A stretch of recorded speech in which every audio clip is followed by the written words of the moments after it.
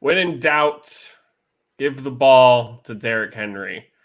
The Mike Vrabel motto that gets the Titans to where they need to be. What's going on, everybody? Happy Monday night to everybody. I am Austin.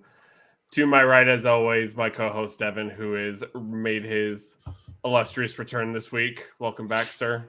Yeah, happy to be back, man. Monday nights, they're sacred. No, yeah. Having a quarterback matters in the NFL, especially whenever they're not league average or below league average. Derrick Henry is a monster, but Ryan Tannehill makes the biggest difference for this offense. Whenever he can actually play football, they're a far better team than whenever he can't. 333 yards and 2 touchdowns. Threw a pick in there, but I mean, hey, Derrick Henry had 100% completion percentage for a touchdown, so now he might be the best quarterback on the team. He also had 28 carries for 87 yards and a touchdown. Once again, Titans control the pace of the game. They win by almost 5 minutes of time of possession, way more total yards, way more passing yards, more rushing yards, more yards per play. They were just better than the Packers in all facets of the game. The Packers had that upset over Dallas last week, but came back to earth pretty quick to what they actually were. And what they are is not good out in Green Bay. Treylon Burks had a breakout game, so good for him on his second game back, 7 receptions for 111 yards. We're not used to seeing Titans wide receivers really get out there. Christian Watson had another 2 touchdowns, so shout out to everybody who started him. But that's all I got really for this. The better team won, honestly. The Titans have been great at putting pressure on the quarterback all year long, and Aaron Rodgers still had an okay game, 227 and 2 touchdowns, 24 for 39, but the run game basically non-existent. Aaron Jones, 12 carries for 40 yards. A.J. Dillon, virtually non-existent again, 6 carries for 13 yards. There's not a whole lot going on for the Packers. I just think in the muddled start of the season that we had in the AFC South and how bad everybody looked, we kind of lost focus of how good this Tennessee Titans team is at its heart. They aren't like the Colts where they're just rotating players year in and year out. These aren't the Jaguars that haven't had a competent head coach at the helm since Tom Coughlin, and I'm talking about his first tenure in Jacksonville.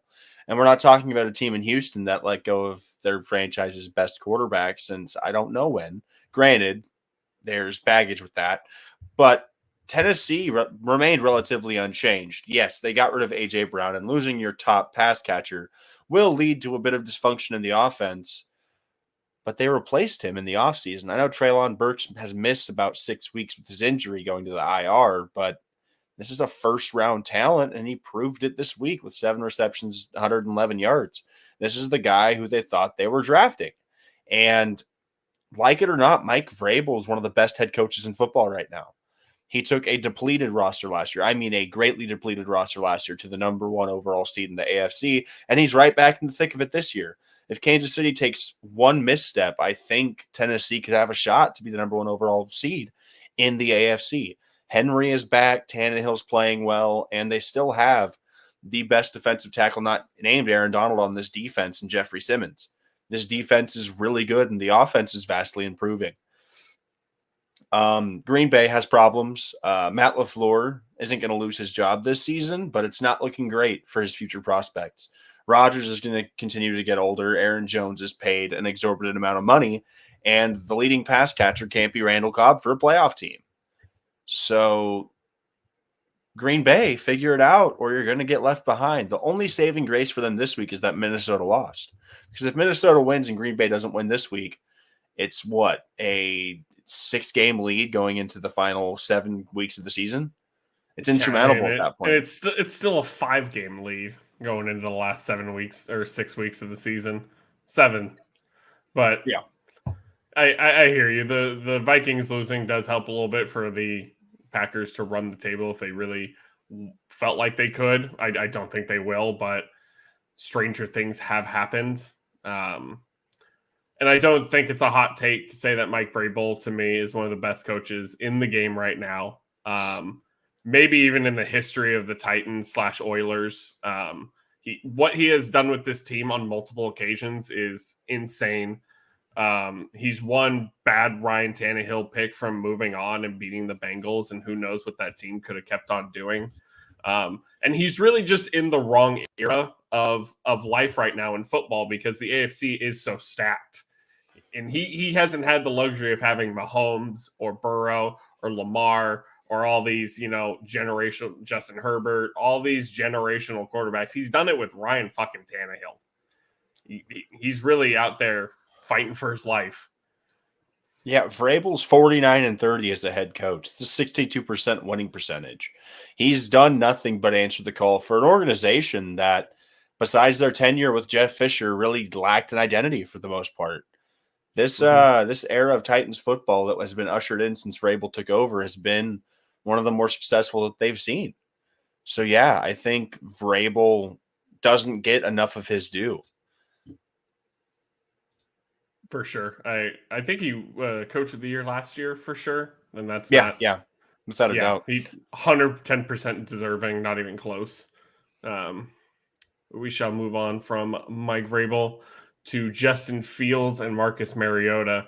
Since Justin Fields became the best quarterback in the history of fantasy football, I don't think that's true, but since basically putting up insane numbers, he's 0-4 with 2 game-ending picks. So the fantasy results have been there, but the real-life results have not. I don't blame Fields necessarily for, the pick six hurts, obviously. He's putting up over 25 points per game over the last 4. He had 28 points minimum in the last 3 starts. This defense is not holding up their end of the bargain. And he didn't rush for 140 yards this week, but he put up 85 and a touchdown. Fields has been electric, and him hitting the shelf with an injury isn't good for this Bears team, but I think it's the best case scenario. You have a roster that is in dire need of some skill at any position, whether it be perimeter defense, defensive line, perimeter weapons in terms of the receivers. The only spots that are set are that starting quarterback with Justin Fields and probably running back with Khalil Herbert due for a couple more cheap years after Montgomery leaves in free agency. So I don't think winning is at the top of their list this year. I think they're just looking to get the most draft capital as humanly possible. It's why we saw Roquan Smith get parted for earlier this year and Robert Quinn get traded off as well. They moved Khalil Mack for future second rounders. It's the way of the Phoenix. This Bears team is ahead of schedule. They're putting up 20 plus points per game over a pretty solid sample of games. I think Eberflus has unlocked something with Justin Fields in the way they're running this offense. The defense is just not talented enough or not nearly talented enough to keep up with any NFL offense. Regardless of how dysfunctional the Atlanta Falcons are, Arthur Smith did help Mike Vrabel coach some really efficient Tennessee offenses. So the Falcons are in the same spot they were last year, being a bad team with a decent record, which is not good for them at all. You have a quarterback who you don't believe in Marcus Mariota and one of the better classes of quarterbacks. Well, it seems like hyperbole at this point. Every year it's a good quarterback class, and that's just not reality. Mm-hmm. But in a class where CJ Stroud and Bryce Young are the top 2 guys, I would love to be at least in the running to get one of those 2. And with the way that the Falcons have played so far this year, they're not going to be in that running. And getting London, getting Pitts, you got to get the signal caller at some point because you can't let them run out their entire rookie scale deals and not have somebody to actually feed them the ball unless you want to sign them to cheaper deals because you couldn't get them stats in their first couple of years. But it just feels like wasted years. Every year they don't get the guy in there to actually feed the ball to these weapons. What's the point? And they already traded Ridley, so they understand the window is probably 2-3 years from now. But Mariota isn't the answer 3 years from now. She's not even the answer next week. And the thing is, Desmond Ridder's just kind of sitting there. And At this point, the Texans are probably going to have the number 1 overall pick. They're probably going to take Bryce Young or CJ Stroud, whoever you think is better come that point. So you're going to have to pay. I don't think Houston's going to give up that pick unless it's an insurmountable amount of package to get in that spot. I think they trade back if they get the first overall pick. I don't think they can. We'll get to Houston. We'll get because there's a whole lot for that too, I think. But for the Falcons, regardless, it would take a lot of capital to move to Yeah. 1 or 2 and go get one of those guys. And you already picked Desmond Ridder. Not that I'm saying you spent a high draft pick on Desmond Ridder, but you spent a draft pick on him. Means you got to believe in something in him. And at what point does he show up in, maybe not right now without Kyle Pitts. I don't know if we're going to see Desmond Ridder this year at this point, but I feel like Desmond Ridder deserves to go out there with the weapons that you drafted, albeit Drake London and Kyle Pitts, and minus Kyle Pitts now. He might be out for the year with the torn MCL. Well, I mean next year at this point, because I don't think Ridder sees field at this point anymore, and I don't know, what is going to go on in the backfield, because Arthur Smith just doesn't make sense on who gets carries, this and that. Cordell Patterson returning kicks is still weird to me when he was your lead back. Like, he got a kickoff return touchdown, so that's cool, but it's just still weird to me to have your lead back returning kicks. This team feels like they should be sellers at this deadline. I don't get why Cordell Patterson is still an Atlanta Falcon. It's because he was hurt for a bulk of the start of the year, but I think Patterson is a guy that a lot of teams could be. Well, the trade deadline already passed, so it's not even an aspect of trading Cordell Patterson. But I would have thought a team like Atlanta would look into moving a guy like him if it weren't for the injury, because Patterson is too talented to be playing on a team that's this average. Like, you can't tell me there's not a handful of teams that would rather have Cordell Patterson than their second back. Like, Naheem Hines went for some draft capital at the deadline to the Bills, and you're telling me the Bills wouldn't use Cordell Patterson? I just find that hard to believe. The Falcons are gearing up year after year to be a team that thinks they have playoff aspirations, when in reality, they should have aspirations to picking in the top 10, because you can't operate like this without either trading a lot of capital or getting extremely lucky with players falling to you. And the Falcons have proven they're just an unlucky franchise. 28-3, the Vic arrest. Like, this is not a fortunate franchise. Over the years, historically, the Falcons are not fortunate. Their best players tend to have their best years outside of the time with the franchise. Matt Ryan and Julio Jones being outliers. And the Vic situation was off the field, so it's not pertaining to him as an Atlanta Falcon, but my point still stands. This franchise is not fortunate. They don't catch the breaks that other franchises seem to get. And for them to toil away at these 500 records, or being 2 games below 500, when they could realistically bottom out and get far better talent. Like last year, they got a top 5 pick and they took a tight end. Like, at what point? At what point do you draft difference makers? Because or 2 years ago they got Kyle Pitts, but that's the point. It's like, I understand that Kyle Pitts was the single best tight end prospect since probably Gronk, if not that, even farther back, because Pitts has like the largest wingspan of any receiver in NFL history. He's a genetic freak. I get that, but you got to be able. Weapons matter, but protection matters and defense matters. And this team feels like, I just don't know what identity they have. I don't trust the direction they're going in. I think Arthur Smith is a placeholder at this point, because how many more 500 seasons can they really bank on before he's fired? Yeah. They're going nowhere fast. They're in no man's land, and that's the worst place to be. Well, and even their defense isn't like an all-beater, and like AJ Terrell has the most touchdowns given up in direct coverage. So like even AJ Terrell is kind of losing his step. I mean, he's not that all-pro quarterback that you once have. So really, your top guys are getting older, while you're not really using your young guys right now. So like, where are we going? Like, you just stay in the middle of the road. That's all you're ever going to be. You're going to miss the playoffs by 2 or 3 games. You're going to draft poorly, and then it's rinse and repeat. That's kind of where we're at. And like, for the Bears, they're kind of in a better spot. They have the number 3 overall pick right now, and they could use a guy like Will Anderson. Yep. Their defense is fucking terrible. They're not taking a quarterback. It's not particularly close. So we pretty much know if they have picks 1, 2, or 3, the Bears pretty much can take Will Anderson. Yep. And have an insanely good defensive lineman.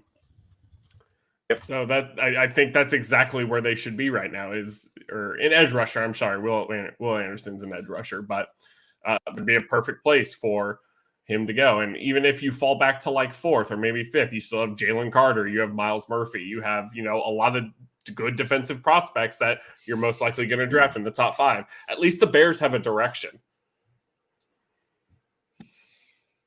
Yeah, I'd much rather be a Bears fan than a Falcons fan at this point. And granted, I'd rather be a Bears fan over a Falcons fan for the entirety of the franchise because the Falcons still haven't won anything. And they've been around for God knows how long. And it's like, Devin, you're wearing a Chargers hat. I get it. We suck too. But at least like our uniforms are cool. Speaking of cool uniforms, give Nick Sirianni some pads, man. After the Eagles won this game, he was getting into it with some Colts fans. Like, Nick Sirianni has to be the most intense head coach in football right now, which is actually it's interesting to me because there's some hot heads out there. I wouldn't want to mess with Robert Saleh personally. Dan Campbell, but Sirianni takes the cake.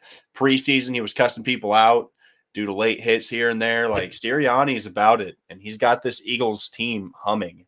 Regardless of how much they won by, they went into Indianapolis, took every punch they could, and they walked out with a W. It's impressive. Yeah, they really played sluggish a lot of this game. Jalen Hurts was under pressure, and obviously shout out to the Indianapolis Colts defense. They're still a top 5 defense in the league right now for the most part. They have great players, and they continue to hold teams mostly down low when Matt Ryan isn't turning the ball over at an enormous rate and giving them great field position.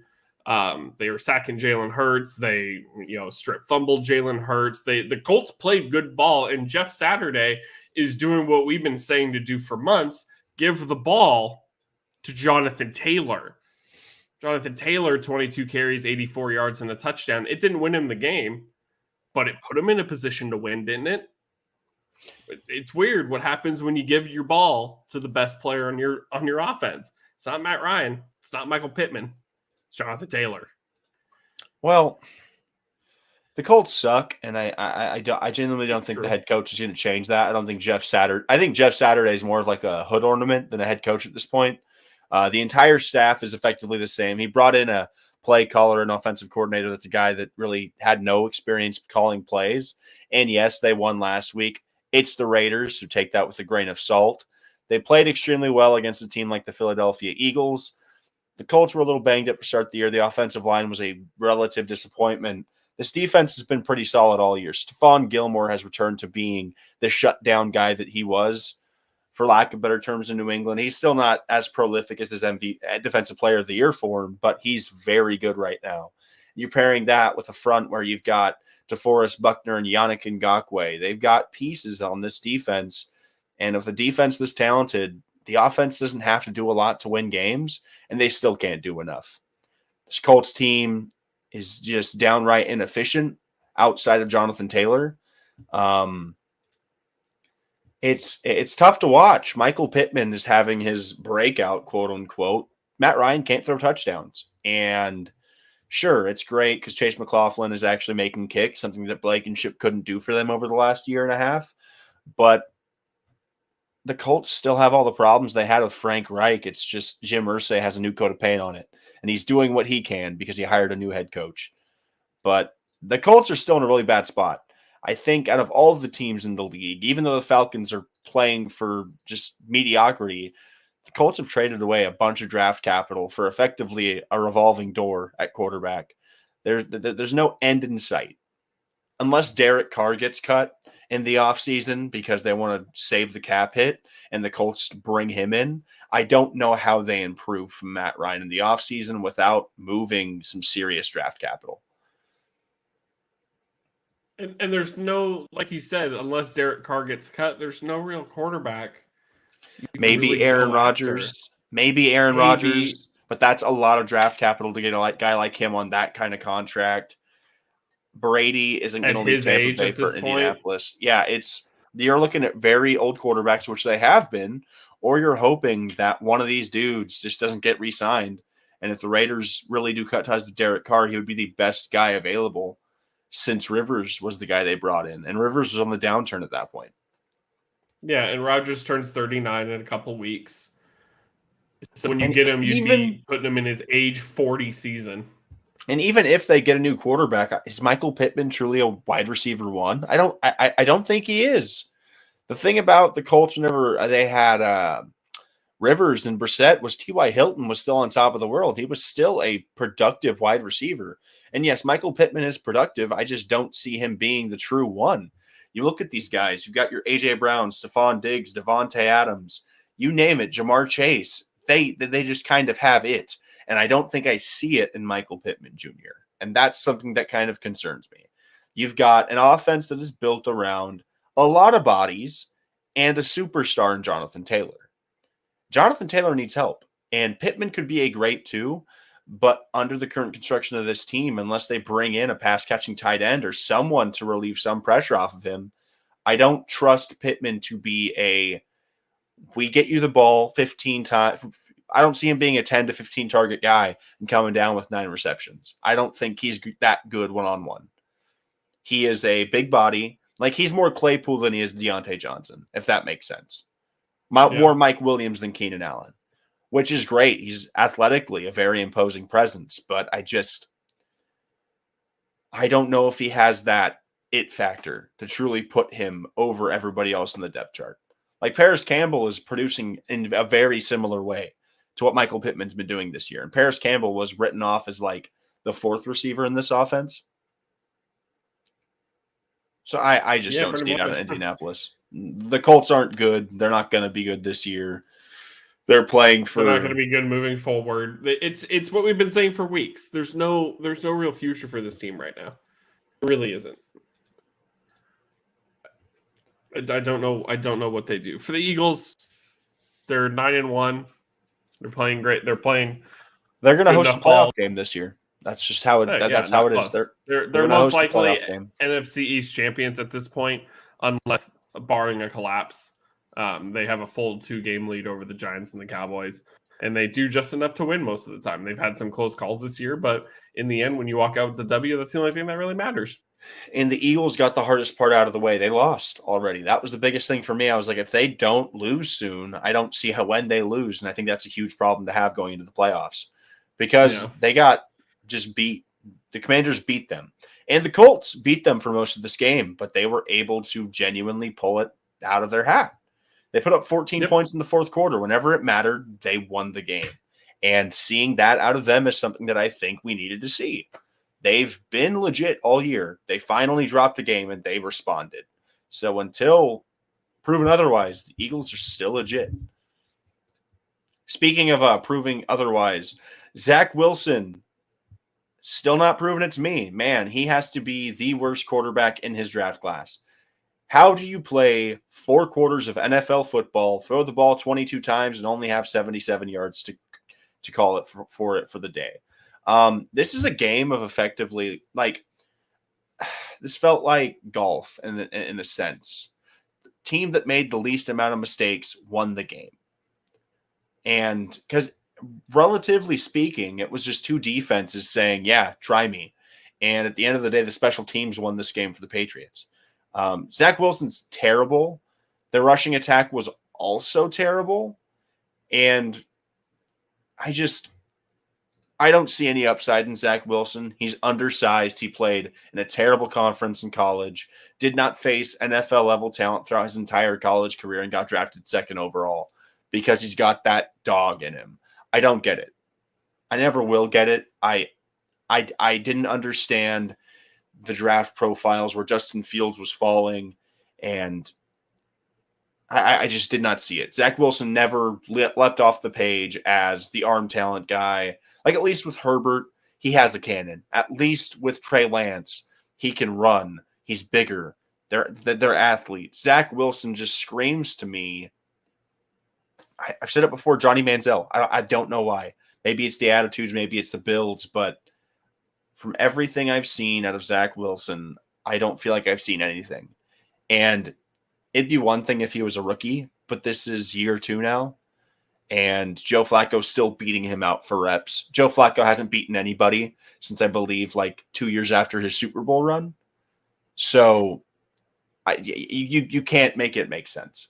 Bill Belichick, he owns the Jets, for lack of better terms. Mac Jones, hell of a performance. 23 for 27, 246 yards. Did not turn the ball over. That's big.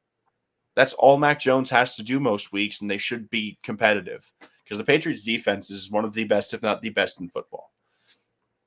They've got playmakers all around. Jack Jones has been an insane rookie, probably defensive rookie of the year at this point. And the duo of Stevenson and Damian Harris is pretty damn good.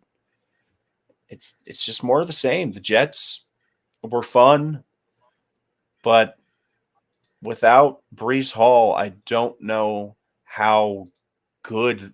With Breece Hall gone and no Zach Wilson, I think the Jets are one of the worst teams in football. Their defense keeps them alive in games, but their offense can't do anything. Like, they mustered 103 yards in this game. That is just downright insane. I think Zach Wilson has talent, obviously.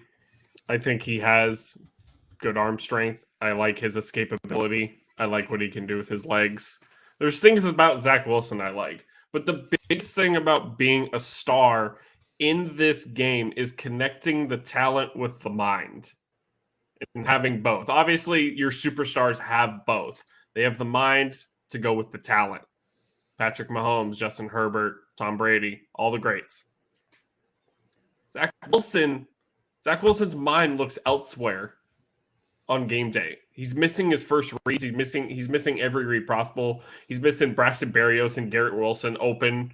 He's not reading the field. He makes terrible decisions after escaping the pocket. His mind is just completely not on the game, it looks like. And I'm not saying he looks disinterested. This isn't like a Kyler Murray joke, Call of Duty or anything like that. He simply cannot make the correct decision practically ever. Now, I will give him, he hit Devin McCourty right in the chest and Devin McCourty dropped it. So come on, like that's ridiculous. So shout out to Zach Wilson. He hit him right in the chest. The Jets averaged 2.77 inches per play. Now, to me, 2.7 inches is pretty average. It's fine. I think it's, easily, can satisfy, but not in football. Not in football. Not good at all, actually. Devin, 55 quarterbacks since 2018 have played at least 500 plays. Yeah. Zach Wilson ranks 54th in EPA per play. Mm-hmm. Who do you think's 55? Jamarcus Russell? No, since 2018. Since 2018. Oh, Nathan Peterman? Josh Rosen. Oh, wow. That's bad. Only Josh Rosen averages a lower EPA per play than Zach Wilson. That's how bad Zach Wilson's been. And the fact that he did not even take credit after the game. Do you feel like you let your defense down? You let your fucking defense down, Zachary. You let your fucking defense down. You put up 3 points after passing for 355 yards on this same defense. And I'm pretty sure they didn't have Breece Hall in that game either, if I remember right. I'm pretty sure Breece Hall was already out at that point. Yeah, he blew his knee out against Denver. Yeah, and so what when you say no, I don't feel like I let my defense down, then what did you do today? What did I sat here and watched Red Zone for 8 hours, and I feel like I did more production than Zach Wilson. So now what do the Jets do? They have a top 5 defense. They have the best running back out of the draft. Granted, he's hurt, but he's coming back next year, obviously. He's a dynamic player. They have a good front. It's beat up a little bit, but when they're healthy next season, they're a damn good football team outside of the quarterback position. So now we're kind of looking at the same situation with the Colts, but the Jets in this situation are a better team. Do they go get Aaron Rodgers? Because Joe Flacco or Mike White will start on Sunday. Or at least they should. They should trade for a quarterback or try and lure somebody out in free agency. Like, genuinely, that's the answer for this team. Salah wasn't brought in to lose games. This is a team that has talent. They have talented receivers. Elijah Moore, Garrett Wilson, and Corey Davis is an above-average receiving group. Breece Hall, whenever he's going to come back healthy, should be a top 15 running back in the league. Their offensive line is greatly improved whenever Vera Tucker comes back. This team is built to win now, especially in their division. Obviously, the Bills are the class of the division. Obviously, right now, the Dolphins are leading the division, but I think what the Bills have sustains a bit better than what the Dolphins have going, because we've seen Tua without Tyreek and without Jalen Waddle, and we're seeing Tua with them. So we have a window here for the Dolphins. But at the same time, the Jets are younger. The Jets probably have more money to spend. And for as good as the division is, the time is now to compete. You have rookie scale contracts. You have the talent. You have to maximize it as much as you can.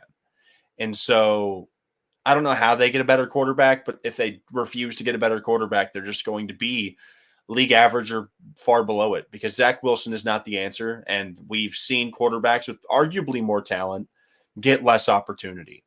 Geno Smith, former New York Jets quarterback, now superstar on the Seattle Seahawks. Even a guy like Drew Lock. Do I think Drew Lock is immensely more talented than Zach Wilson? No, but I think they're pretty damn similar, and that's a problem. It's just not a good look. It is not a good look at all for the Jets, and it sucks because what should have been their best season since the Sanchez was playing out there. Shout out Mark Sanchez. Their best what was going to be their best season since the Rex Ryan Jets is now just another lost year, because their quarterback can't complete more than 40% of his passes. And yes, Zach, you didn't just let down your defense. You let down the Jets organization, which, is fair. It's what he's done since he's been drafted. So teach their own. For the Patriots, Bill Belichick against first-year and second-year quarterbacks continues to still be good. Their defense played outstanding. And the punt was a seriously hilarious way to end the game. But they are third in the division, obviously trying to keep pace with the Bills and the Dolphins. Obviously, I always hate saying this phrase, if the playoffs started today, the whole AFC East would make the playoffs, which I think is hilarious. But the playoffs don't start today, and they don't start for a while. But the Patriots have still kept pace in a very tough division, in a very tough conference. So shout out to them for still playing good football. Mm-hmm. Albeit between the Bailey Zappi and Mac Jones debacle that we had for 5 minutes. So we're all glad that's over. Speaking of glad it's over, I still don't like Taylor Heineke. I never will. Not going to. You can't Newsflash to Lovie Smith and personnel in Houston. If Davis Mills is your leading rusher, you're not going to win a lot of games. As bad as the Commanders' defense has been over the last couple of years, the Texans did not get the memo. The Commanders steamrolled the Texans in this game. Davis Mills couldn't really connect with his own teammates, so he was throwing it to the Commanders. Antonio Gibson, as I said before, should have a decent game. He's a more talented back than Brian Robinson, and he's proven that this matchup. Him getting 18 carries was very surprising, in my opinion, but a welcome addition to his usage. As much as Ron Rivera has been a disappointment out in Washington, Taylor Heineke hasn't. I know he's not a starter, but at the same time, he's the bag man. He secured a contract for himself and Terry McLaurin, so he's a legend forever for doing that. Texans are just bad. They should have traded away Laramie Tunsil. This is a team that's effectively spare parts. If you go down the entire roster of the Houston Texans, you will find names that belonged to other teams less than 2-3 years ago. Brandon Cooks, he's great. Effectively, he's spare parts in the NFL. Every team has traded him because he's Brandon Cooks. O.J. Howard, spare parts. Dare Ngumbuwale, I'm sure you people have forgotten about that name. There's a reason for it. Philip Dorsett has been an active member of this offense. Former Charger Desmond King, Christian Kirksey. Like, you go through their roster, and outside of their high draft picks over the last couple of years, this is a team that is held together by fringe guys. And a roster full of fringe guys is not good enough to compete with even the worst teams in the NFL, as evidenced by this game. this is the game right here that solidifies to me that they can't move out of the first overall pick. Davis Mills cannot keep playing football for the Houston Texans. They need a Bryce Young or CJ Stroud to get going. And right now, if the Browns keep fucking losing, they're going to have 2 top 10 picks. So really, at that point, I feel like they really don't need to move out of the first pick because you can go out and get your franchise guy. Now, I couldn't tell you right now who's better between Bryce Young or CJ Stroud.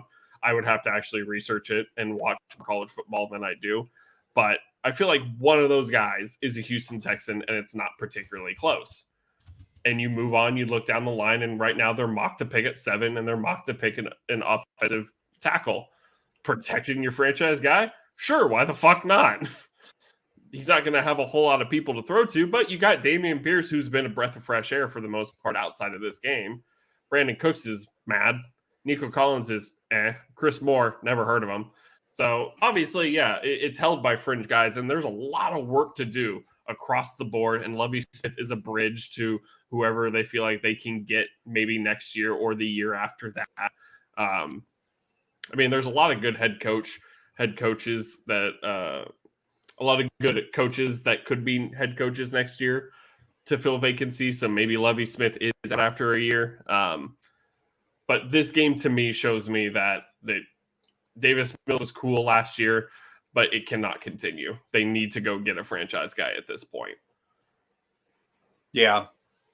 Davis Mills is a great story. He went to Stanford, alma mater of Andrew Luck, but he's not the answer there. I think he could be like Gardner Minshew and get some shine somewhere else, the right situation. But he's not the answer for the Texans, and the Texans need to find more answers because every single year they just pile on more questions. Yeah. For the Commanders, 6-5. At some point, we'll need a quarterback because Dale Heineke just is not it. I mean, he went 15 for 27 and a $191. Not really a whole lot going on. Didn't really need to do a whole lot per se. He technically gets the win, but they only put up 3 points in the second half, which is kind of disturbing against the Houston Texans. But I don't know. The Commanders are 6-5, and I guess that's all that really matters right now. But I feel like this team still has a lot of work to do moving forward because if the Giants are going to keep playing the way they are moving forward, they're going to be a problem in the division. The Eagles are obviously going to be a problem in the division, and the Cowboys are constantly going to be attempting to win. The Cowboys are like the New York Yankees. There's no such thing as rebuilding. It's win now. Always. We don't rebuild around here. So everybody above them is playing better than them. So I feel like they just need to take this time, and they don't really have anybody to trade for draft capital, so they can't really get draft capital. They're picking in let's see, where are they at? The 17th slot right now, which isn't too great. They're mocked to take a tackle, which is fine, but that doesn't really fix their quarterback problem. But there's probably not a quarterback for them at 17 anyways. Speaking of bad quarterbacks, Andy Dalton Padford. The man of the hour, Stat Padford. It sucks whenever Cooper Kupp can't play because, Matthew Stafford has to think for once. Granted, whenever he was thinking, he was able to throw 2 touchdowns and no picks, which is surprising because Matthew Stafford was opening up his own breakfast shop called Matt's Turnovers, specialized in apple and custard. But the thing is, the Rams tried to control this game to the best of their ability. They really did, for lack of better terms, until that third quarter. Cam Akers was efficient for once over the last 2 years, 4.4 per carry. Isn't completely ideal, but it's better than what you've gotten out of him. Tutu Atwell got a touchdown catch, 62-yard bomb. That helped Stat Padford's day. It's tough for Matt Stafford. Allen Robinson had a touchdown. Tyler Higbee had a decent day.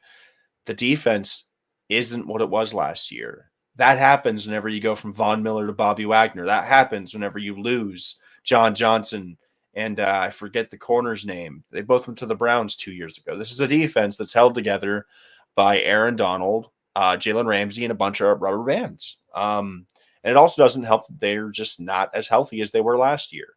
Granted, it's sour grapes. They just lost to a team that's had even more sour grapes throughout this season. The guy who they wanted to be their franchise guy hasn't played more than 2 games. Andy Dalton, while he has had throwback performances this year, is not the answer at quarterback for any franchise. And if you think I'm wrong, then you need to read a book. Andy Dalton is past his prime, and Dennis Allen is getting extremely creative, which is extremely frustrating for people like you and I, because Alvin Kamara only gets 12 carries per game. Chris Olave is the best receiver on the field for another week of his pro career. For every reason in the world this Saints team should be picking in the top 5, they aren't. Because while they are incredibly close to the salary cap and they are also incredibly injured, they also are incredibly good whenever it comes down to just playing football. They have the veteran defense. They have extreme talent at positions on offense. And Dennis Allen doesn't shoot himself in the foot, which is something the Rams so far this year seem to just not be able to not do. They didn't turn it over this week, which is great, but they lost the penalty battle. New Orleans had 2 flags for a total of 15 yards. The Rams gave 40 yards to the Saints before even accounting for a fumble or a turnover-worthy play. It's just wild to me. This Rams team was so dominant in that playoff run, and they were so efficient. But whenever the well runs dry, you hit bottom. And I know this is a talented unit, Austin, but there's nowhere to go but down from here. Donald is a guy that, I think doesn't have much to prove. Jalen Ramsey is a guy that's not going to waste prime years of his career toiling away on a terrible team. And Matthew Stafford didn't come to Los Angeles to not make the playoffs. He could have done all that in Detroit. So true. There's a clock ticking, and every second we're talking, it's continuing to count down. I don't know when they're going to blow it up, but eventually something has to give, because this window is right now and maybe 2 years down the road. But after that, I don't know what else happens, because they're not young. They're not super talented either. They have elite talent at 4 or 5 spots, and they just have professional athletes to kind of hold the rest of it together. Well, so here's the thing, too. So Jalen Ramsey has an opt-out after next season, which would be, he would be 30 going into the 2024 season. So I feel like if they're going to be this bad this year, they're going to be just as bad next year. Ramsey's gone. That's easy trade, a trade piece to take. Aaron Donald could retire at any point. He had to be talked out of it after a Super Bowl. So, like you said, he doesn't really have a whole lot to prove. He's got his Super Bowl. If this team is going to be terrible, why is he wasting his body at this point? Matthew Stafford's falling apart. And you reap what you sow. You were a one-dimensional football team that couldn't run the ball, and your first read was Cooper Kupp, then, now, and forever. And now that Cooper Kupp's done for the rest of the season, your leading receiver is Tutu Atwell. That's not going to win football games. This defense isn't a world beater like it was last season. This offense isn't as good through the air as it was last season. This team is really bad.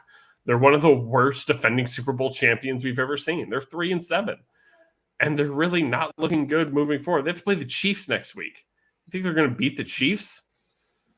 Probably not. No. They can't beat Andy fucking Dalton, who I think shouldn't even be starting. He had a great game, don't get me wrong. He went 21 for 25, 263 touchdowns. I think it's ridiculous that Jameis Winston, they brought back Jameis Winston. Jameis Winston gets hurt and loses his job to Andy Dalton. And some of the Andy Dalton performances that I've seen should have gotten him benched.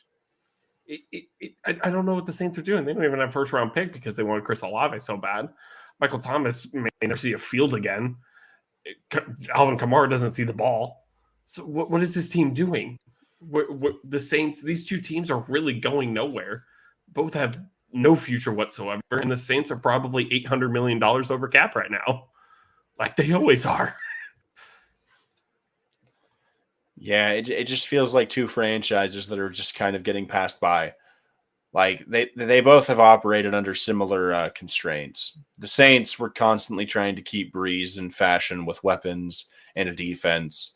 And the Rams finally wised up and said, we're going to try and maximize this unit by getting that quarterback in there. Sadly, they didn't realize his elbow was going to be an issue. And they also didn't realize that they couldn't keep all the talent on that same roster without coughing up a very pretty penny. It's not a good outlook either way you look at it. Both sides of the coin are just kind of bad.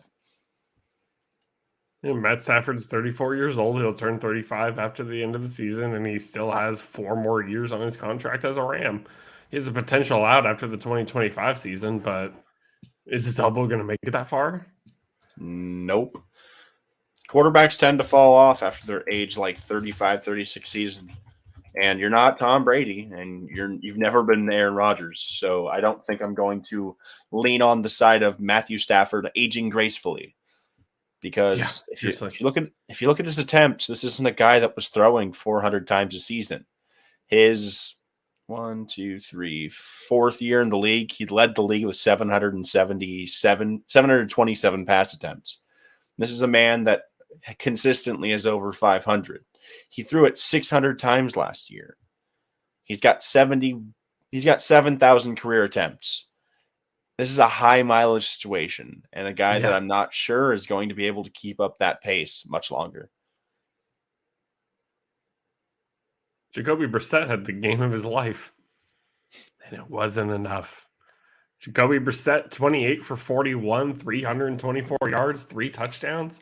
Amari Cooper had 8 catches for 113 yards and 2 touchdowns on the road, which is basically like 20 catches for 400 yards and 8 touchdowns for Amari Cooper.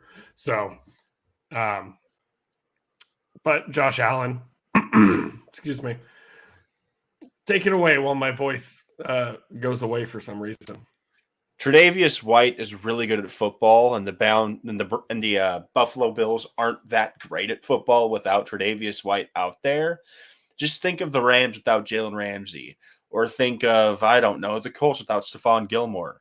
Having a great cornerback is really transformative for any defense because a lot of teams do most of the damage through the air.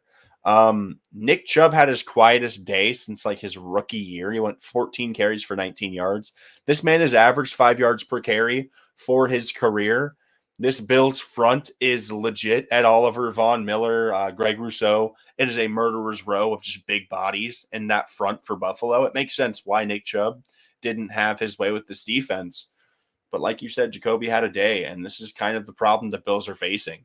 If there is a good enough quarterback and skilled enough perimeter players, they're going to get eaten up a little bit. 324, 3 touchdowns. Cooper had a day. Donovan Peoples-Jones also chipped in really well. The Bills need Tre'Davious White. It's point blank.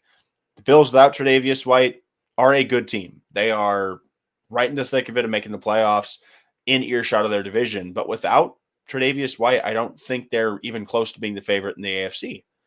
This is a defense that dominates in the run and can't seem to slow down even the most average of signal callers. We saw them lose to Zach Wilson literally like a week ago. This is a 2-game losing streak for a team that on paper was supposed to be the best team in the AFC. Josh Allen also needs to step it up. I know he has the elbow injury, but what he's doing is not going to cut it, especially in how competitive the AFC truly is. And it sucks because now he's finally getting production from his running backs. So it's got to turn into this thing where you get it from Josh and the running backs, not from the running backs or Josh. I mean, yeah, that is – I think that was one thing to come out of this game that really surprised me is that Devin Singletary had 18 carries for 86 yards. James Cook had 11 carries for 86 yards. Devin Singletary scored a touchdown. Josh Allen didn't break 200 yards. He didn't rush at all. He had 3 carries for 7 yards. And they won all this despite Josh Allen not being a world beater. And that's what this team has needed. They've needed Devin Singletary to be the lead rusher.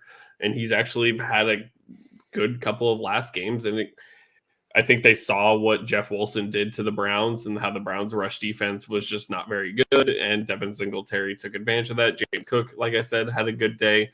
So that's kind of what this team needs. Like Josh Allen, yes, needs to be better, needs to have better stats in that situation, needs to break 200 yards, throw for multiple touchdowns. But to win despite all that is kind of where they need to be. They need to be able to run the ball on a consistent basis without it being Josh Allen all the time. Yeah.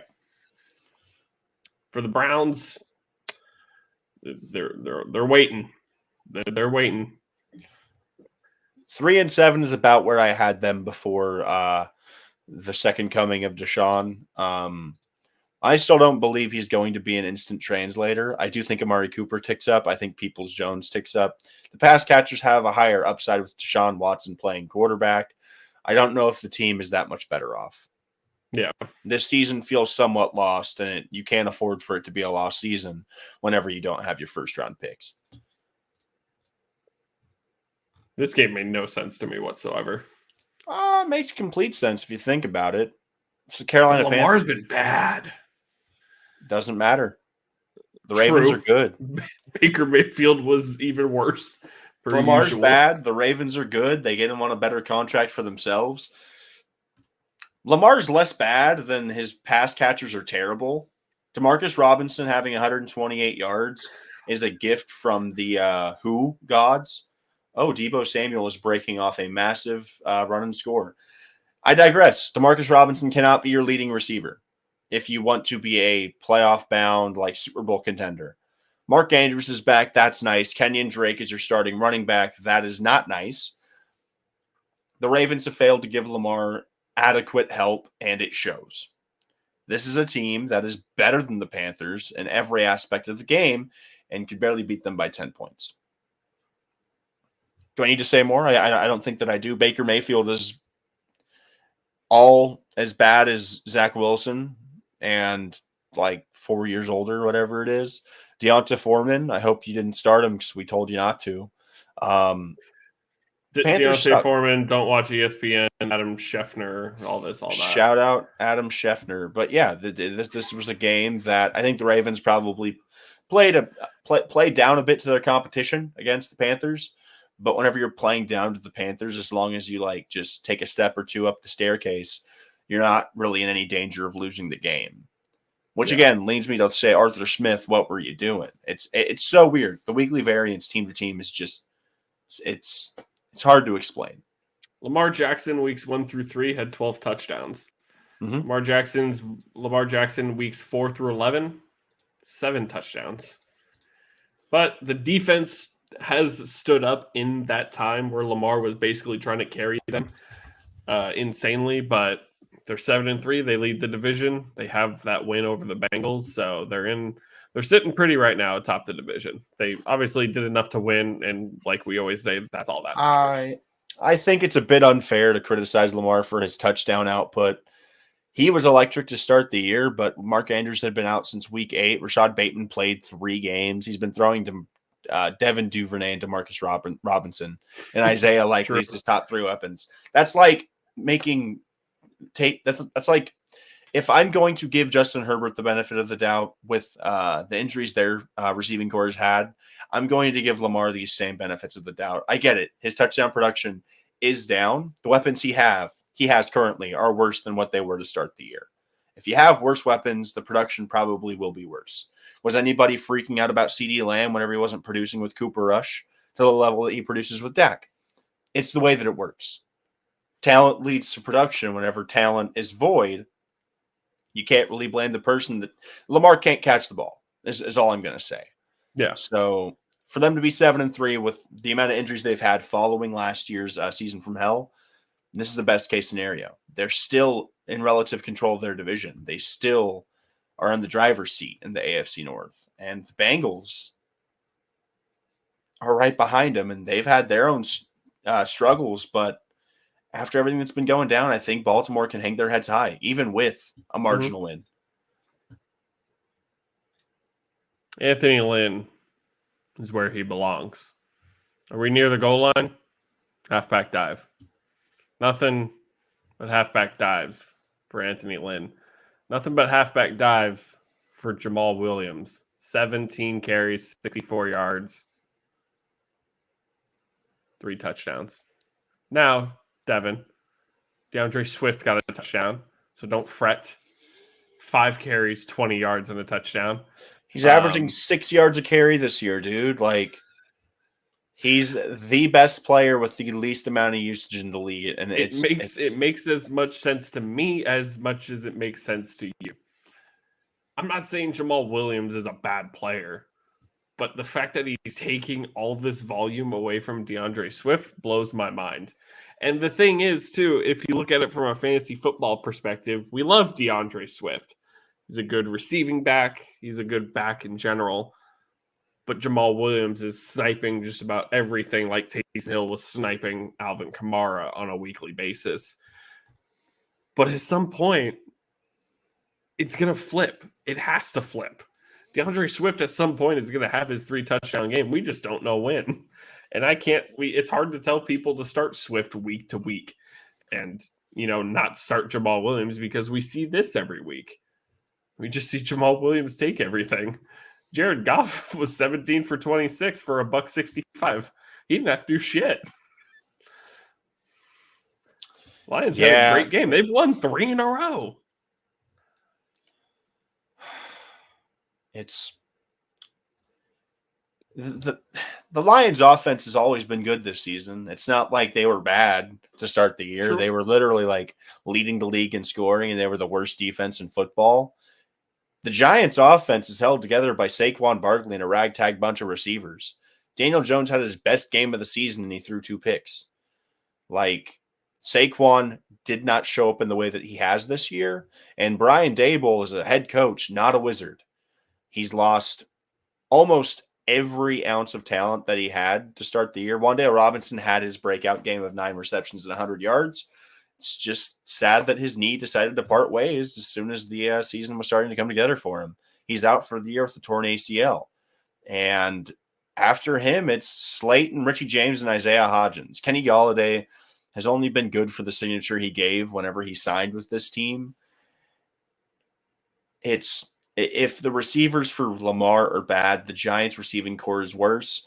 And on a day that Saquon can't get it done, you're going to have to find very creative ways to win games. The Giants go as Saquon does, and he just didn't this week. And it shows in the scoreboard. Jamal Williams is a very talented runner. There's a reason why Detroit paid him to come out there, especially whenever he was in Green Bay for so long. My thing with Jamal Williams is Jamal Williams gets more carries because he's a more physical back. He doesn't go horizontally. He goes vertically. He's a rusher that's going to get you those yards whenever you're moving forward. Swift is more laterally quick. He's shifty. He's able to get into space, and that's great. But Dan Campbell and Deuce Staley do not value that in this offense. They would much rather have their running back go north-south and just plow forward for 3-4 yards and hold on to the ball. And Williams has made every single use of that opportunity. And I bet Melvin Gordon wishes he was in Detroit right now because it's the role that he should have had in Denver. But, Melvin Butterfingers Gordon, it's just tough. It's the thing of real football versus fantasy football. If you look at the tape, Swift is the more talented player. Williams, by far, he's just a far more productive player under current construction. Yeah, for the Giants, they lose Wan'Dale Robinson and Adoree Jackson. I don't know how many times we got to say it, but these guys shouldn't be playing on turf. It's getting ridiculous at this point of non-contact injuries that these guys are getting. Now, I don't personally know if Adoree and Wan'Dale's were non-contact. I didn't see the play where they got hurt. I just hear the diagnosis afterwards. The NFL generated more than $16 billion in revenue in 2018 alone. They can't afford to water some grass. No, we're in a drought. It's a joke. It really is. There's no reason for these guys. And you can say it all you want. Like, these guys get paid millions of dollars, whatever. They're crybabies, whatever. However you feel about these guys, you watch football for a reason, whether you want to complain about it or not. Nobody deserves to tear their ACL running on a field. This shit hurts. It's painful. The thing about it is these players have a very limited space and time where they can make their money. And yeah, every professional athlete is extremely fortunate for the situation that they are in terms of being a professional athlete, but they are a finite resource. Running backs have about 5 years until they're shipped off because they're too old. Wide receivers get about 1.5 big paydays. Quarterbacks are protected classes, so they play for 20 years. But not every NFL player has the benefit of being able to shrug off a season-ending injury. these guys that are fringe roster additions, if they blow their Achilles, they blow their knee, that could be it. That could be their shot. And it just makes no sense to me that a league that's worth this much money is shortchanging it by creating so many turf fields. I get it. Being able to multi-purpose fully use stadiums is great. But at the same time, if you want to coin yourself the best league in the entire world in terms of football or just contact sports, you would think they would provide the most safe and nice playing conditions for these players. Mm-hmm. Because you look at the NBA, every court is regulation. Every court has the mop people. Like it's very unified. I think they should just transition to fully grass fields or go fully turf, because I genuinely think playing on different surfaces, it takes a toll.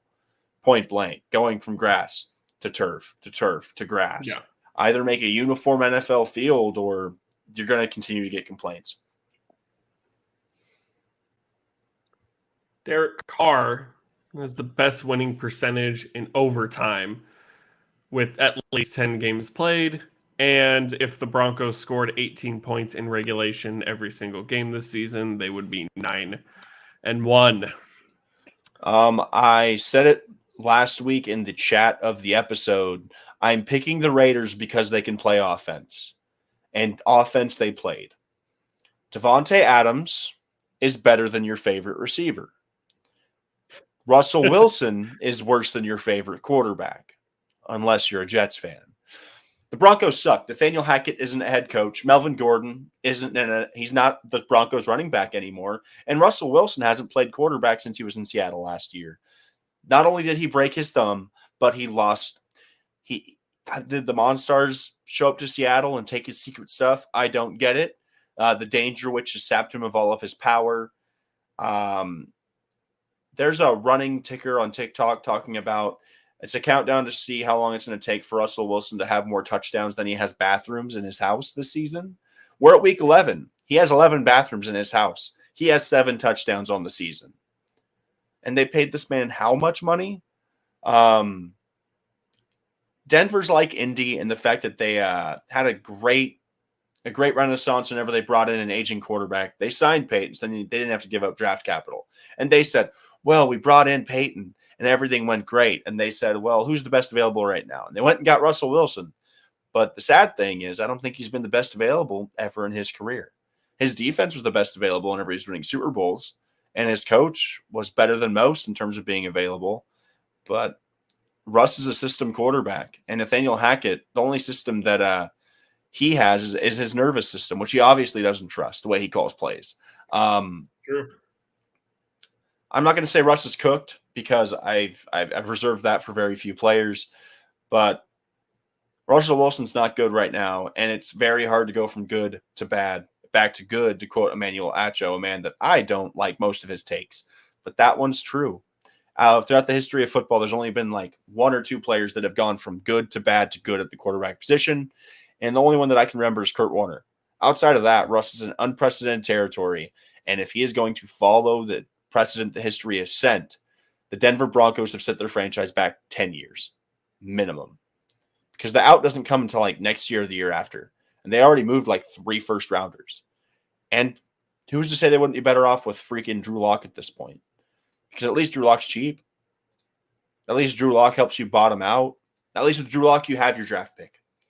You're telling me CJ Stroud? Drew Lock could be 3-7 for $250 million less. And that's the thing. Drew Lock gives you the opportunity to get Bryce Young or CJ Stroud. Now you're going to watch as the Seattle Seahawks might have the opportunity to get one of those too, because you messed it up. And I would love for that to happen. I want Geno to get an extension. I would hope Geno can play more years out in Seattle. But if Seattle gets the opportunity to get their next franchise guy, why not? Well, I'll say this, and I'll see if you agree. Right now, it has them mocked at 5, okay, which is accurate. That's just where they were picking. Their mock pick is Will Levis. I hate that. If I'm so out on Zach Wilson to say the team should pick Will Levis in the first round, in the top 10 would be a reach. Hendon Hooker is officially off my first round list because of the ACL tear. It's not going to be good for him. Yeah, super, super unfortunate for Hendon Hooker. I thought he could have gone maybe in the late first round, but yeah, with that torn ACL, he's going to fall down extremely. He's going to be like third, fourth rounder, probably day 2, day 3 pick. Best case scenario, extremely great value for somebody, but you just can't spend a high pick on him at this point. Best case scenario, I think Bryce Young probably goes first, depending on who's picking. I think Bryce Young, as good as CJ Stroud has been, there's questions about him playing in colder weather. There's questions about his motivations. And Bryce Young's been the dude. He came in, he was electric whenever he first started. I think Levi's is going to make it really unfortunate for the team that's going to take the second quarterback off the board, and I think teams are going to get cute. And depending on need, I think if the Seahawks are picking top 5, why wouldn't if CJ Stroud falls to number 5, I think he could be a Seattle Seahawk. Genuinely. Oh, for sure. But also at that point, you could take a good tackle in Skoronski. You could take Miles Murphy, Jalen Carter if he falls. So I think Will Anderson would be gone before the 5th. I think Will Anderson's either going to go first or second. I think he's first, second, or third. There's no variation where he's not a top 3 pick.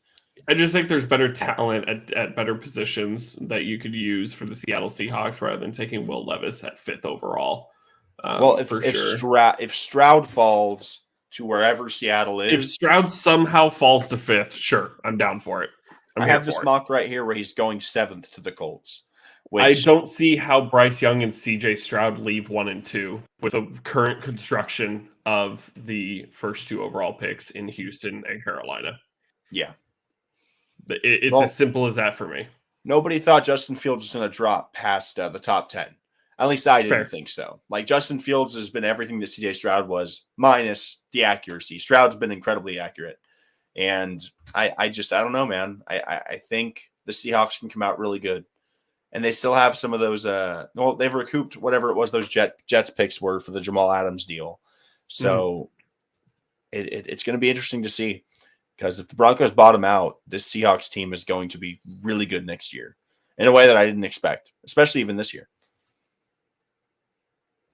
Speaking of being really good, go ahead, Austin. Let it out.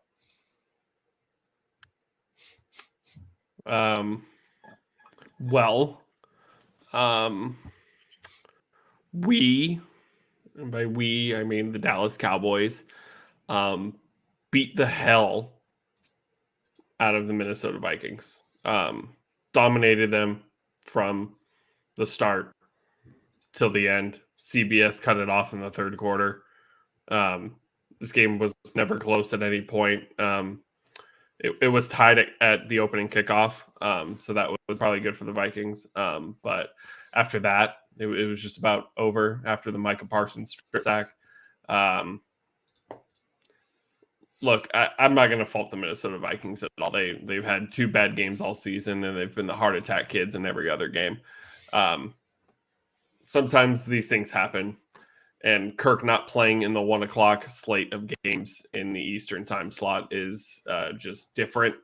The later it gets, the worse he gets, and he must have thought it was a primetime game today or something. So it's not his fault. Actually, it's really not his fault because let me tell you this. Patrick Mahomes in the Super Bowl against the Bucs, when he was running for his life on a consistent basis, faced a 37.5% pressure rate. Kirk Cousins faced 63% pressure rate on Sunday. My man never had any time to do a damn thing, let alone read the field to see who was open. Granted, they're down one of their better tackles in Christian Darrisaw, and really kind of holding that together with paper mache at the moment. Never at any point did anything get going for the Minnesota Vikings, and they were just absolutely dominated on every single front of the game regardless.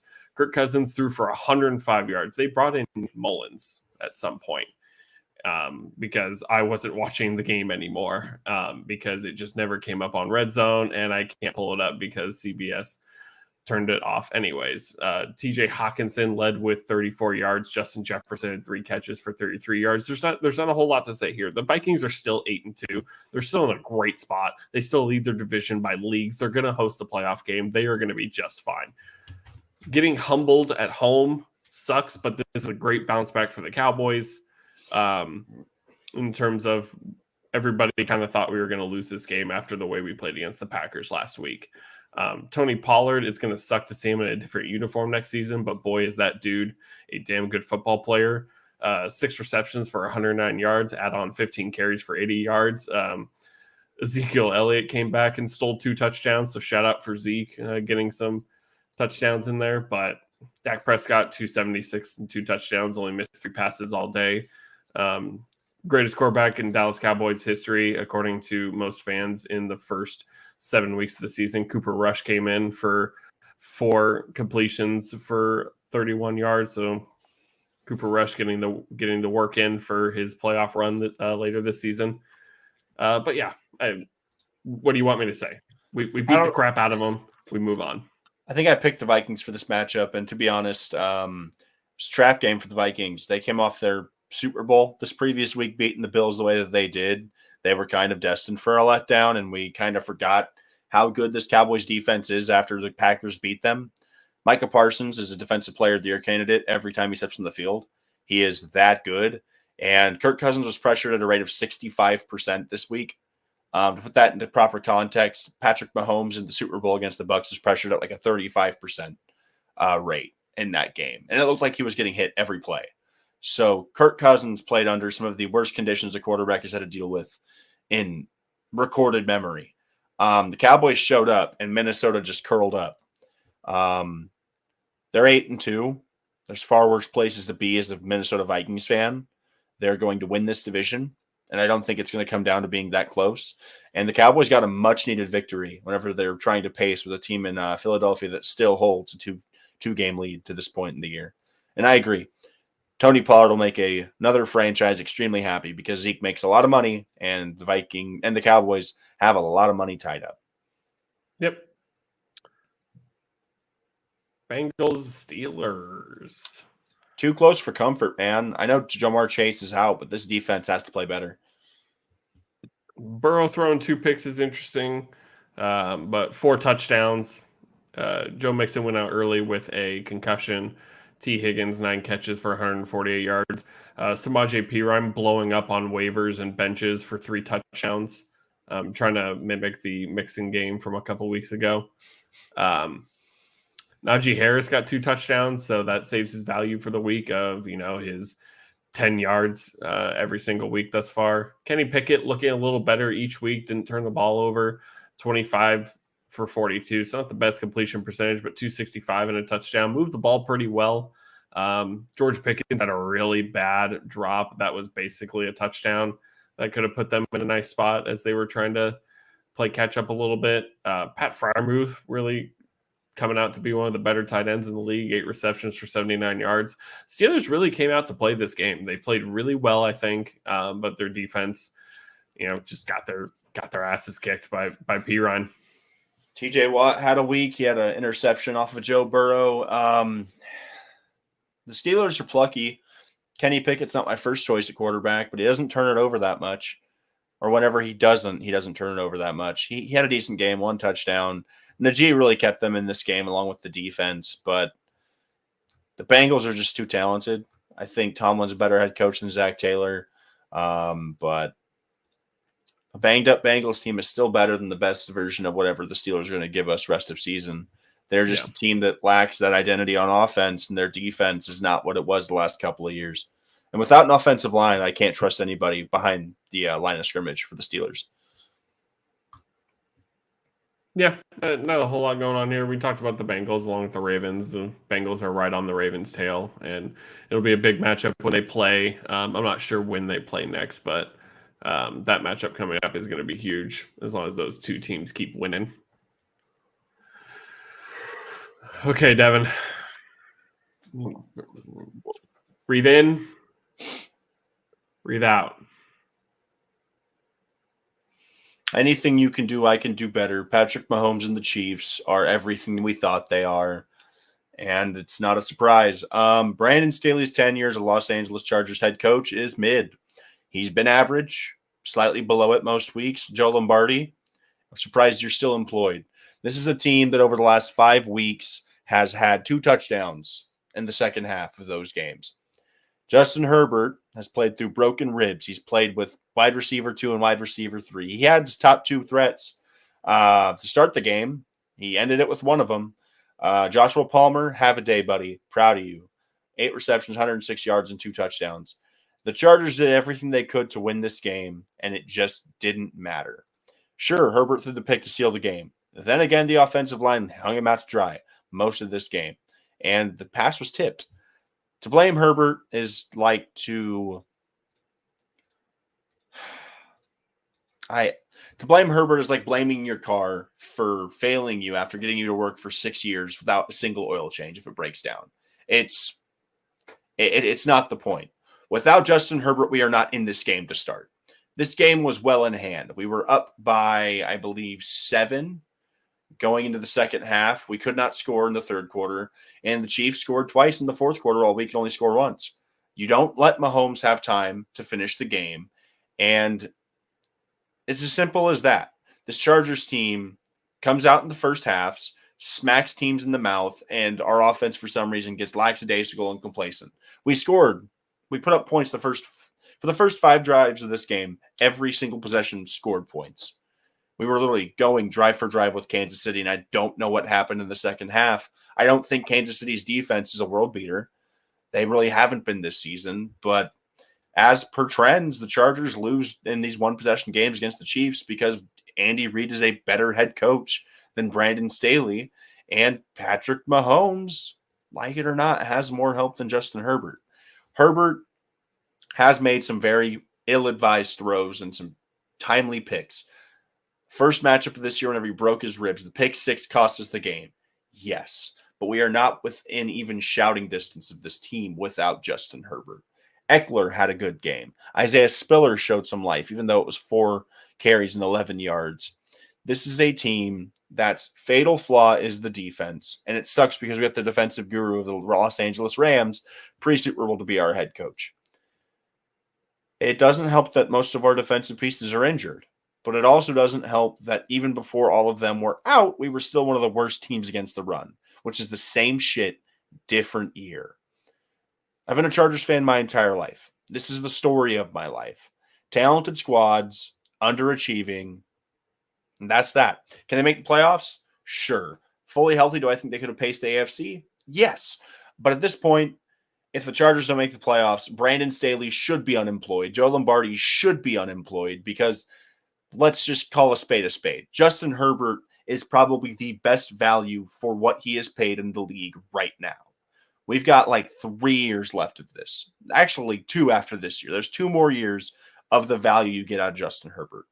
And the Chiefs maximize that. 2 Super Bowls in that rookie scale contract. The Dolphins, they're maximizing it right now. And while the Chargers have weapons and they have talent, exactly. Because if the Chargers can't get it done with Herbert on his rookie deal, it's not going to get any easier. Because then the playing field's leveled. We're going to have similar pay scales at the other positions, like the Chiefs, like the Packers have been. It's not going to get easier from here. And just inherently, the defense has to be better. The special teams is finally fixed. We've had 3 different kickers, and the special teams is not our problem. It's the defense, and it's the play calling. If I had it my way, Lombardi would not be employed after this week. Herbert's had different coordinators every year of his career besides this year. This is the first time he's had the same coordinator in back-to-back years since he was in high school. But Lombardi just doesn't want to use him the way that he's supposed to be used. The first half, we were airing it out. It was a vertical offense, and it worked extremely well. What happened? What happened? And they won. The thing is, we lost the turnover battle, fumbles and interceptions. We had 1 more turnover, but we beat them in penalties. We beat them in time of possession. The Chiefs won this game, sure, but at the same time, the Chargers lost this game. The Chargers should have won this game, for lack of better terms. They controlled the clock. The Chiefs outgained them, sure. And Isaiah Pacheco made us his child. Isaiah Pacheco should not average 7.1 carries against our defense. Travis Kelce, 3 touchdowns is a lot. It's just same stuff, different year, and it's exhausting. I'm gonna continue to pick them. There's a reason why I picked the Chiefs, because I don't trust Brandon Staley in this organization to actually win games whenever they matter. But it's just frustrating. I was just looking up the stats to kind of back this up a little bit, and we've talked about Brian Dable all season and the Giants coming out, losing at halftime and making second half adjustments. The Chargers are on the opposite side. They have failed to make good second half adjustments practically all year long. You beat the Raiders. You put up 7 points in the second half against those Raiders to allow them to try and make a comeback, because they put up 16 in the second half.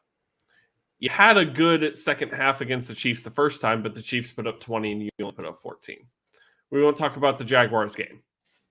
You only put up 7 in the second half against the Houston Texans. You had a better second half than the Cleveland Browns, 13 over their 7. You only scored 6 against the Broncos in the second half, including 9 if you want to count OT, but that was the game winner. That's all that matters. Against the Seahawks, you put up 9 to their 13. Against the Falcons, you put up 6 to their 7, but you got out with a win.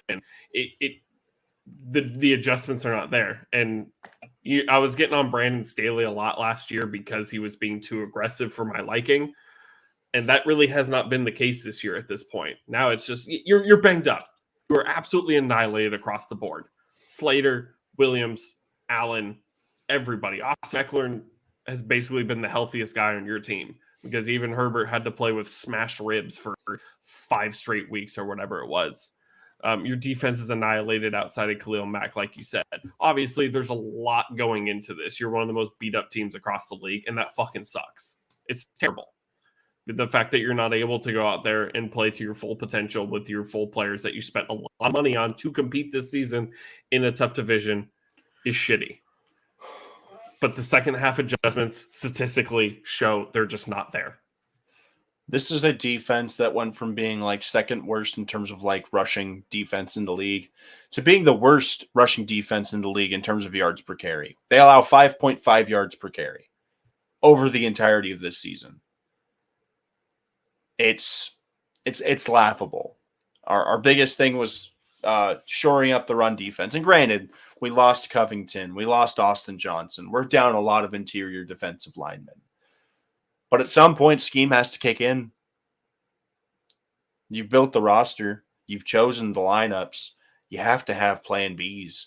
And now Staley's not even going for it on 4th down the way he was last year. Like he feels like a shell of what he was last year. Because I'll die on the sword of us losing because we went for it on 4th down here or on 4th down there. But we're not even going for it whenever usually you would think you would. Because like last year, we lost to the Chiefs and we went for it late in the game. But at least we went for it. This team is just, it's 1 step forward and 2 steps back. For the Chiefs, I think Patrick Mahomes is the MVP right now. He's playing out of his mind. He has one of the best tight ends, the best tight end in the game right now, and one of the top 10 tight ends of all time, once it's all said and done. Like you said, Isaiah Pacheco has clearly taken over that backfield, 15 carries for 107 yards, shredding that defense that was supposed to be fixed. And, I get, you're frustrated. It's pure frustration sitting at 5-5. Luckily, you still have a playoff shot. Right now at 5-5, you're just behind those 6-4 teams. So you're still able to keep pace despite being hurt. So being healthy could really get the Chargers where they feel like they should be. And honestly, save Brandon Staley's job, because you already don't like Joe Lombardi. You already don't think Joe Lombardi should have a job. If Brandon Staley misses the playoffs, it's time to look somewhere else, it feels like. But for Mahomes, 329, 3 touchdowns. He's fine without Tyreek Hill. Don't know how many more times we got to say it. Kadarius Toney, who all the fantasy football analysts, including ourselves, were super high on, played like 10 snaps and then hurt his hamstring. So It do be that way that sometimes though. Yeah, it do in fact be like that. I think that's all I got in terms of the games across the board. Do you have anything else for any of the week 11? The Niners are thrashing the Cardinals kind of as we expected, 31-10 right now. Colt McCoy just obviously isn't getting a whole lot done. I just need him to feed Hopkins a little bit more and we'll be good to go. That's all that really matters to me at this point. Yeah, the Niners are a far better team right now than the Cardinals are. The Cardinals are a far worse team without Kyler Murray. This is what we expected to happen. Brandon Ayuk continues his great season so far, and Debo even got in on the action with the rushing touchdown. So it's Ayuk has 2 receptions for 20 yards and 2 touchdowns. McCaffrey's got 7 for 67 yards. Kittle's gotten the sprinkles of that in there. Jimmy's having a day. Jimmy's throwing the ball on time and he's getting touchdowns. So the Niners offense is what it's built to be. It's efficient and it's talented, and that's hard to beat most weeks. Yeah, definitely. And the thing, honestly, the worst thing about the Cardinals at this point is that Cliff Kingsbury probably gets to keep his job because he gets the backup quarterback excuse. Whereas, we really don't think Cliff Kingsbury should have a job. if we don't think Brandon Staley should have a job at the end of the season, we haven't thought Cliff Kingsbury has deserved a job for the past 11 weeks. Well, Cliff Kingsbury knows a lot about backup quarterbacks because he was one for most of his career prior to coaching. True. Granted, I've never been a backup quarterback in my life. I've never been good enough to even be thinking of being a quarterback. So shout out Cliff for his all the superstars I create are starting quarterbacks immediately right out of college. So I don't toy with backup quarterback bullshit. All right. Predictions. Week 12. Full slate, which is weird to me because some teams still have buys coming up in 13 and week 14, I believe. So it's weird to me that nobody has a buy in week 12. But nonetheless, Thursday night football. It's not Thursday night. Well, there is Thursday night football, but there's 3 Thanksgiving games. It is Thanksgiving. It is time to be thankful. I'm thankful my team doesn't suck and have the first overall pick. So there you go. First team that always plays on Thanksgiving, the Lions. They host the Bills. Can the Lions win 4 in a row over the Bills? Probably not. I'm picking the Bills. No, I'm picking the Bills. Like, happy Thanksgiving, but you want to know what goes good with Thanksgiving turkey? The Lions losing. It's like one thing that I've counted on since like 2012. The Lions and Thanksgiving just don't equate to W's. The Dallas Cowboys host the New York Giants. Taking the Cowboys. After watching what we did to the Vikings, obviously the defense had been a little lackluster over the past couple weeks against the Bears and the Packers. But if this defense is what we're going to get week to week, or even, slightly worse, fine by me. But we beat the Giants on Monday Night Football. Wan'Dale Robinson was a good weapon for Daniel Jones, and Daniel Jones is starting to show some cracks in the seams. So yeah, give me the Cowboys for the season sweep. Patriots and Vikings. Vikings hosting the Patriots. Taking the Vikings. I think they're due for a bounce back. I think Mac Jones is a good quarterback. I don't think he's great. And I think the Vikings are going to have a really good bounce back game for the offense. The Patriots defense is good, but the Vikings have to get right this week, because if they win this week and the Packers can't pull it out, I think they just basically lock up the division. It would take them losing every single game for them to blow it. Kirk Cousins in prime time is going to be a no for me, dog. As much as I wish it was a running joke, the stats just back it up. Kirk Cousins not playing at 1 o'clock. Give me the Patriots. Their defense is still a world beater right now. They've been playing really well lately. I think they do just enough to get the Vikings their 3rd loss.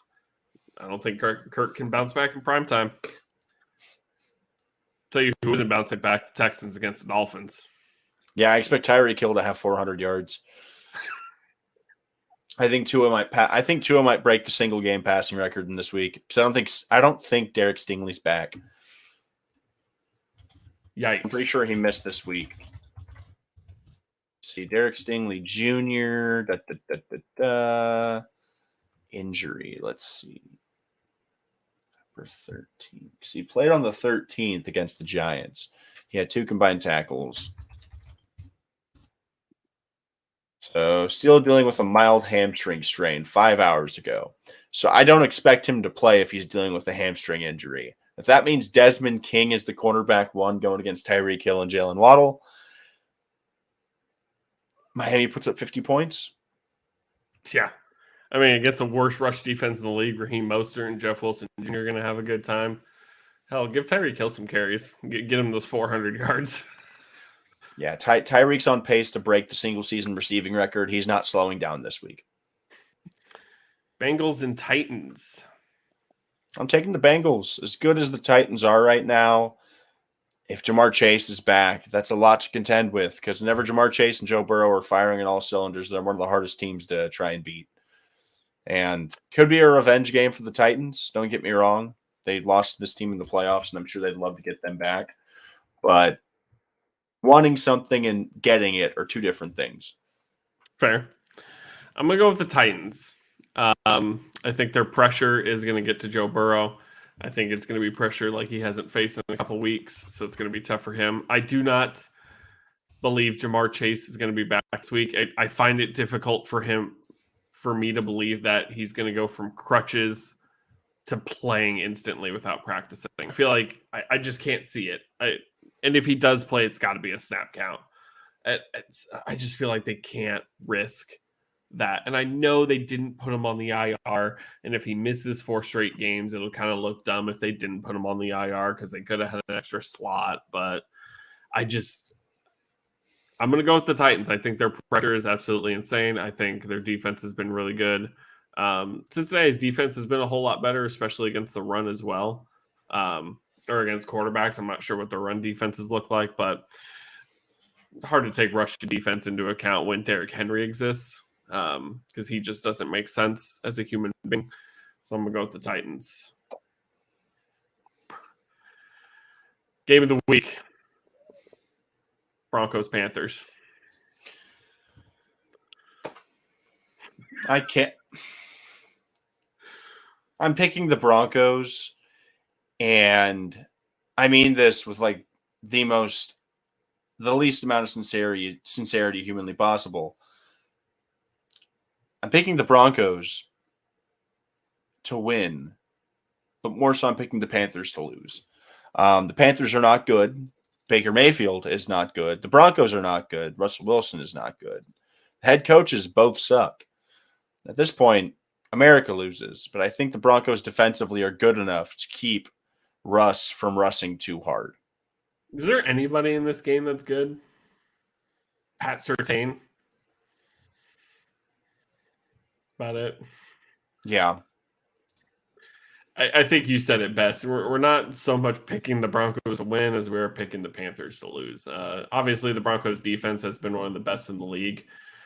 So really, Russ has to put up 10 points. And I feel like they'll be just fine after that. Obviously, fit like a defensive touchdown or something, and you'd be good to go. But yeah, Baker Mayfield playing against one of the best defenses in the league, the Panthers lose every time. At this point, when does Sam Darnold get reps? I feel like Sam Darnold deserves like a game at this point. Yeah, it's difficult. Bears and Jets with the possibility that Justin Fields might not be able to play due to a dislocated shoulder. And not knowing who's going to start at quarterback for the Jets either. I'm going with the Jets. I think the Bears would be dumb to roll Justin Fields out there after a dislocated shoulder like that. I think you give him a week or 2 to rest, especially with the bye week coming up. And you don't have to win games. You're not catching Minnesota. And what's the point of beating up on Green Bay and beating them in the rankings? Green Bay's been kicking your ass since before I was born at this point. The Bears have the Bears have upside now. And that is intrinsically tied to Justin Fields and what he can do for this offense. You want to keep him as healthy as possible for the next couple of years. So tank, be bad, get a high draft pick, help yourself because nobody else is going to help you in this division. The Lions are bad, but they're also good. The Packers are bad. The Packers are good, but they're also bad. The Vikings are just good. The Bears could be the worst team in this division and still have more upside than the other two. So let Fields rest. Lose a couple games. Bank on a higher draft pick. What's stopping you? Yeah, I'm going I Jets. couldn't agree more. Even if Zach Wilson started this game, the Jets are just Trevor Siemian most likely should start this game. Like you said, Justin Fields should not see a snap next week. To risk his overall health, especially in a shoulder, is absolutely the stupidest thing Matt Eberflus could do. And I'll give credit to Matt Eberflus. He's called some good games this season. They are 3-7, but he has looked much better as a head coach than some of his contemporaries who have been hired this season, and just than I thought in general. So, but I will take the Jets. Falcons and Commanders. Commanders. I'm going Commanders. Taylor Heineke needs some new J's, is what I'm going to say. He wants some new shoes. There you go. Bucks and Browns. The Browns. I'm going Bucks. The Bucks. My bad. I'm crazy. Yeah, I'm going Bucks 100%. I don't see, and George Kittle with the second touchdown. Why couldn't you be Deebo Samuel? Why? They are just annihilating 38-10. I just need a little bit more D-Hop garbage time, and we will win our league this week. The podcast I'll take it. will. We may have caught up. It's close. Ravens and Jags. Ravens.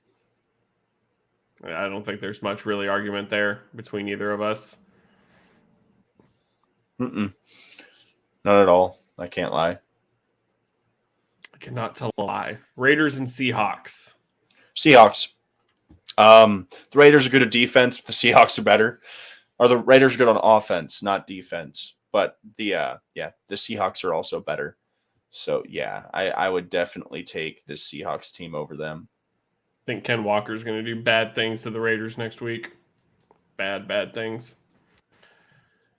Chargers and Cardinals. Chargers, please and thank you. I would love for that to happen. Kyler Murray could miss another game, so especially if you're facing Colt McCoy, you cannot lose this game. Yeah. If you're facing Kyler Murray, you still can't lose this game.